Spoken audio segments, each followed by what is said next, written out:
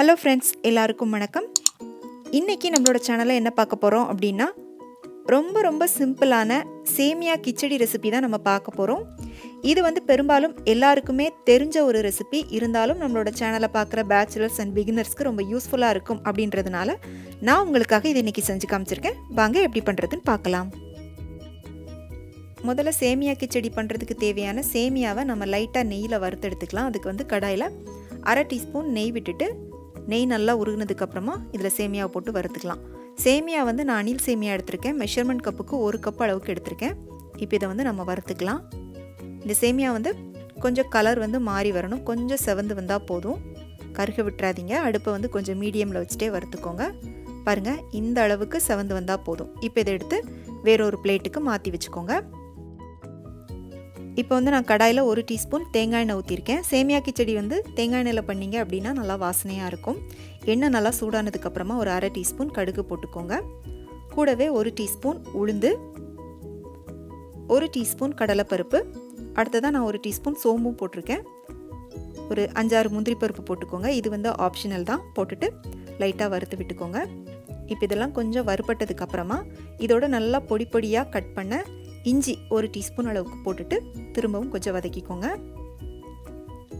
இதோடவே ஒரு பெரிய வெங்காயத்தை நல்லா பொடியாக கட் பண்ணி போட்டுக்கோங்க. காரத்துக்காக 2 பச்சை மிளகாய் நான் போட்டிருக்கேன். உங்களோட காரத்துக்கு ஏற்ற மாதிரி நீங்கள் பச்சை மிளகாய் போட்டுட்டு வதக்கிக்கோங்க. இந்த வெங்காயம் வந்து ஓரளவு வதங்கி வந்ததுக்கு அப்புறமா நம்ம இதோட தக்காளி சேர்த்துக்கலாம். இதுக்கு வந்து தக்காளி ரொம்ப சேர்க்கக்கூடாது. ஒரு பாதி தக்காளி சேர்த்திங்கன்னா மட்டும் போதும். தக்காளி சேர்த்துட்டு நல்லா வதக்கிக்கோங்க. இந்த வெங்காயமும் தக்காளியும் ஓரளவு நல்லா வதங்கி வந்ததுக்கப்புறமா இதோட வந்து நம்ம காய்கள் போட்டு வதக்கிக்கலாம். இப்போ வெங்காயமும் தக்காளியும் வதங்கிருச்சு. இதில் பார்த்தீங்கன்னா நான் கேரட், பீன்ஸ், பட்டாணி இந்த 3 எடுத்திருக்கேன். கரெக்டாக மெஷர்மெண்ட் கப்புக்கு 3/4 கப் அளவுக்கு வருது. இப்போ வந்து இதை நம்ம இதோட போட்டுட்டு தேவையான அளவுக்கு உப்பு சேர்த்துக்கலாம். ஒரு 1/4 டீஸ்பூன் மட்டும் மஞ்சள் தூள் சேர்த்துட்டு வதக்கிக்கோங்க. கேரட், பீன்ஸ் எல்லாத்தையும் நல்லா பொடியாக கட் பண்ணி போட்டுக்கோங்க. அப்போ தான் வந்து சீக்கிரமாக வேகும். இப்போ இது வந்து நான் ஒரு 3 நிமிஷம் கொஞ்சம் வதக்கியிருக்கேன். இப்போ வந்து காயெல்லாம் கொஞ்சம் ஓரளவு வெந்திருக்கு. இப்போ இதோட நம்ம தேவையான அளவுக்கு தண்ணி ஊற்றிக்கலாம். தண்ணி வந்து நம்ம 1 கப் சேமியா எடுத்திருக்கோம். 1 கப் சேமியாவுக்கு 1/2 கப் அளவுக்கு தண்ணி ஊற்றிக்கோங்க.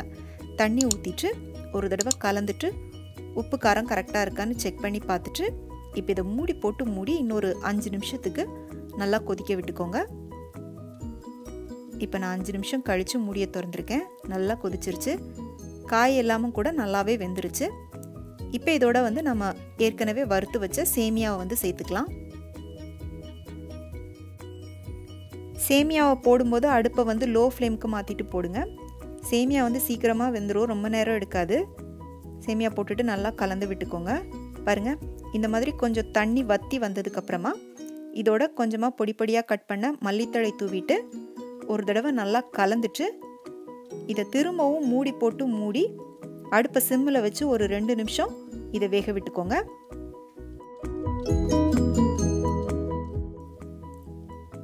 இப்போ நம்மளோட ரொம்ப சிம்பிளான சேமியா கிச்சடி வந்து சூப்பராக ரெடி ஆயிருச்சு.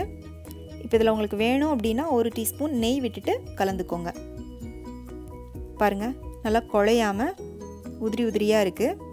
இப்போ இதில் வந்து நான் தாளிக்கும் போது சோம்பு சேர்த்தேன் இல்லையா. ஒரு சிலருக்கு வந்து சாப்பிட்றப்ப சோம்பு வாயில் கடிப்பட்டுச்சு அப்படின்னா பிடிக்காது. அந்த மாதிரினா நீங்கள் வந்து ஒரு 1/2 டீஸ்பூன் சோம்பு தூள் சேர்த்துக்கோங்க. நல்லா சூப்பராக தேங்காய் சட்னியோடு வச்சு சாப்பிட்டிங்கன்னா ரொம்ப நல்லாயிருக்கும். கண்டிப்பாக ட்ரை பண்ணி பாருங்கள். இந்த ரெசிபி உங்களுக்கு பிடிச்சிருந்துச்சு அப்படின்னா உடனே லைக் பண்ணிவிட்டு உங்கள் ஃப்ரெண்ட்ஸ் அண்ட் ஃபேமிலிக்கு ஷேர் பண்ணுங்கள். மீண்டும் வேறொரு ரெசிபியோடு சந்திக்கிறேன். நன்றி, வணக்கம்.